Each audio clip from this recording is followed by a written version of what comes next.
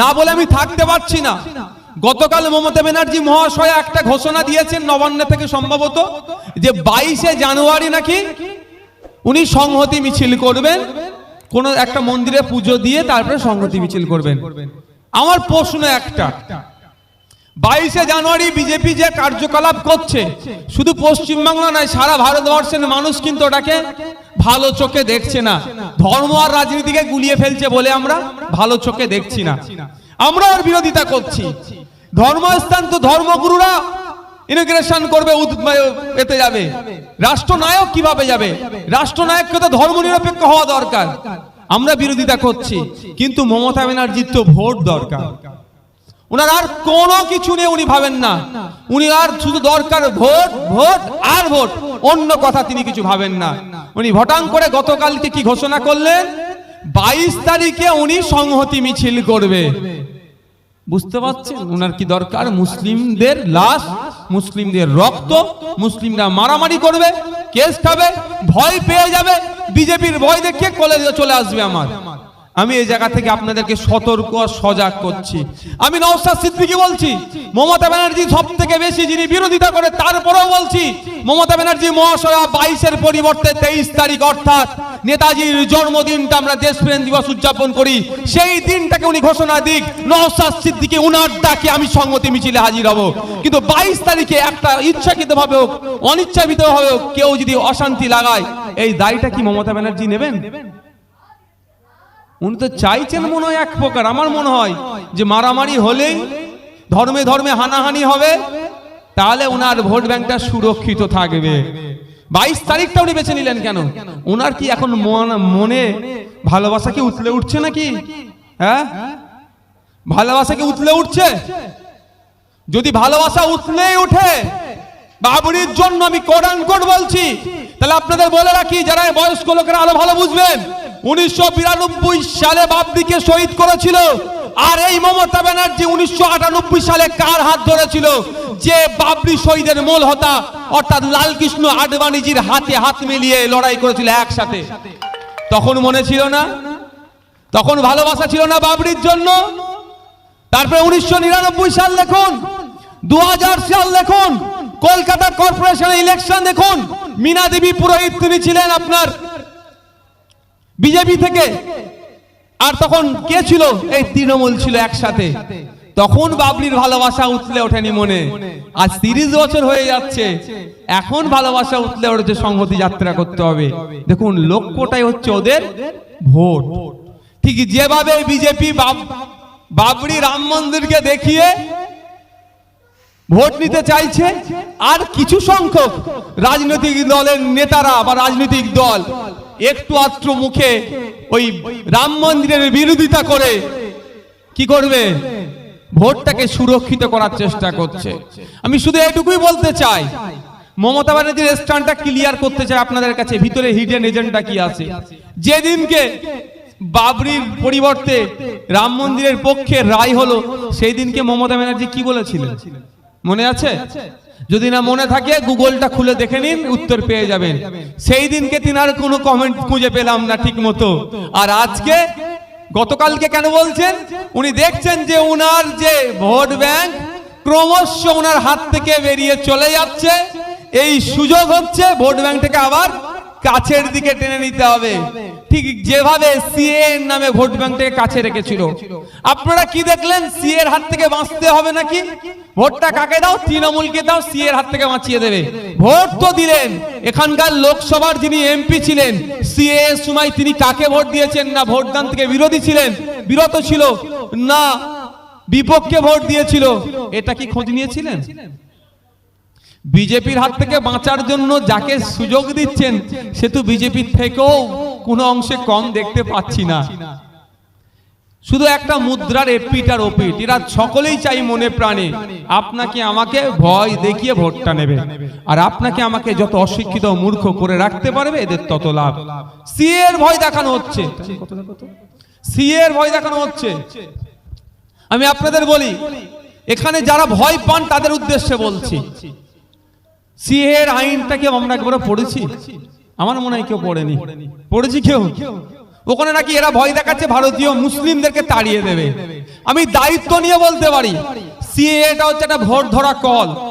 BJP CA নাম করে কিছু ভোট ধরছে এই কলের মাধ্যমে, আর তৃণমূলের মতো যারা আছে সিএ এর ভয় দেখিয়ে সিএ করে তাড়িয়ে দেবে, তোরা আমাদের কাছে আয় তোদেরকে বাঁচিয়ে নেব, এই ধরনের ভোট। এটা ভোট ধরা কল ছাড়া আর কিছু নয়। 2019 নির্বাচনের আগে সিএ করব বলে অমিত শাহজি অনেক কথা বললেন। 2019 নির্বাচন হয়ে গেল, সিএ এর কথা বাংলার মানুষ এক প্রকার ভুলে গিয়েছিল। 21 নির্বাচন আসলো, আবার সিএ করব, সিএ করে তাড়িয়ে দেবে, আর তৃণমূল বলছে নাকি বাঁচিয়ে দেবে। 21 নির্বাচন পার হয়ে গেল, বদ্যিখানে 2-2.5 বছর সব ভুলে গেলাম আমরা। হঠাৎ দিকে 29 নভেম্বর 2023 অমিত শাহজি কলকাতায় আসলেন, ওখানে দাঁড়িয়ে বললেন হাম সিএ করকে রাখেঙ্গে। ঠিক যেভাবে 4 বছর আগে বলেছিল আমি সিএ করব, আবার এখন বললো। আমার মনে পড়ে গেল এবার তাহলে মনে হয় ভোট আসছে, প্রস্তুতি নিতে হবে আমাকে, কারণ ভোটের ছাড়া তো এইসব কথা বলে না। ঠিক ভোট আসলে যেমন রাস্তা খারাপ রাস্তা সারাই হয়, খারাপ রাস্তা সারাই হয় যে ধরনের আমরা দেখি, ঠিক ভোট আসলে সিএ এর কথা হয়। আমি আপনাদের বলি একটা ছোট্ট উদাহরণের জন্য বলছি, সিএ এর হাত থেকে বাঁচতে গেলে তো ভাই শুধু মিটিং মিছিল করলে হবে না, ঠিক তো ঠিক জায়গাতে গিয়েও তো ধাক্কাটা দিতে হবে, আইনের ধাক্কা। কি সুপ্রিম কোর্টে যেতে হবে। প্রথম কথা হচ্ছে বিধানসভা লোকসভার মধ্যে কোনো বিল পাস করলেও বিজেপির ক্ষমতা নাই, একক ক্ষমতায় লোকসভার মধ্যে রাজ্যসভার মধ্যে সেই বিলটাকে পাস করাতে হবে, পারবে না ভোটাভুটিতে। ওখানে বিজেপির এমপি সংখ্যা কম। ঠিক দেখুন ওই জায়গা থেকে তৃণমূলের মতো দলের যারা আছেন এমপিরা ম্যানেজ করে ঠিক তারা বেরিয়ে যায়, ভোটাভুটিতে বিজেপিকে পাস করিয়ে দেয়। এই সিএ বিলটা পাসই হতো না যদি তৃণমূল না সহযোগিতা করত। আমি দায়িত্ব নিয়ে বলছি, এটা মনে রাখবেন, নওশাদ সিদ্দিকী যে একটা শব্দ ভুল বলে ছাড়বে না মমতা ব্যানার্জি মহাশয় আমাকে। আমি দায়িত্ব নিয়ে বলছি সিএ বিল পাস করতে তৃণমূল সহযোগিতা করেছে বিজেপিকে, আচ্ছা তাকে আমরা ভরসা করছি। দ্বিতীয় কথা, যখন আইনে পরিণত হয়ে যায় এই আইনকে চ্যালেঞ্জ করলে সুপ্রিম কোর্টে যেতে হয়। মমতা ব্যানার্জি সব করছেন, মিটিং মিছিল করছেন, ক্যাকা ছিচি করছেন কলকাতা রাজপথে, কিন্তু সুপ্রিম কোর্টে যাচ্ছে না কেন? সুপ্রিম কোর্টে গেলেই তো ভাই হয়তো গ্যারেজ হয়ে যেতে পারে, বুঝতে পারছেন না? ভাই হয়তো গ্যারেজ হয়ে যেতে পারে, কিন্তু নওশাদ সিদ্দিকীরা যাকে বলে বিজেপির দালাল, বিজেপির বিরুদ্ধে আমরা সুপ্রিম কোর্টে গিয়ে আমি নওশাদ সিদ্দিকী আমি মামলা করেছি সিএ এর বন্ধের জন্য। তো আমি বোঝানোর জন্য বলছি, আমার মতো আরো 200-র উপরে মানুষ মামলা করেছে, আমিও একটা বাংলা থেকে একজন। তো এরা আপনাকে শুধু ভুল বুঝিয়ে ভোটটা নিতে যায়, ভোটটা মিটে যাবে, আপনাকে আর কোনো গুরুত্ব থাকবে না। আমি আপনাদের বলি, অনুরোধ করছি একটু সজাগ সতর্ক হন। ভোটের সময় যেভাবে আপনারা রাজা থাকেন, ভোটের সময় আপনারা রাজা থাকেন, আর ভোট মিটে গেলে আপনারা প্রজা হয়ে যান। যাদেরকে ভোট দিয়ে জেতান তারা রাজা হয়ে যায়। ঠিক আমি আপনাদের কাছে অনুরোধ করব, ভোটের সময় মামা খালা মাসি চাচা মামা ফুপু খালা বলে যেমন ভোট নেয়, যদি সতর্ক সজাগ থাকেন, পঞ্চায়েত ওয়ার্ডের মেম্বার থেকে শুরু করে এমপি পর্যন্ত সারা 5 বছর আপনাদের পাশে থাকবে, আপনাদের এসে কথা শুনবে, আপনারা রাজার মতো থাকবেন। একটু সজাগ আর সতর্ক হন। এখন দেখতে পাচ্ছেন না দুয়ারে সরকার হয়েছে, একটু ধৈর্য ধরুন, আইএসএফ এর 7 দিন দুয়ারে এমপি কে হাজির করিয়ে দেবো আমরা।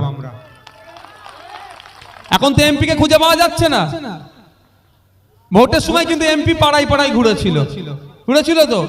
আপনারা একটু সজাগ আর সতর্ক হন, আপনাদের ভোটের গুরুত্বটা ওদেরকে বোঝান। আগামী দিনে যেই এমপি হোক না কেন, এই উলুবেড়িয়া থেকে আমি দায়িত্ব নিয়ে বলতে পারি, আইএসএফ কে দিলে তো হবেই। আর একটু যদি ভোটের গুরুত্ব বোঝান, ভোটের সময় যেমন পাড়াই পাড়াই ঘোরে, বাকি 5 বছরও ওনাকে পাড়াই পাড়াই ঘোরার ব্যবস্থা আমরা করে দেবো। একটু সজাগ হতে হবে।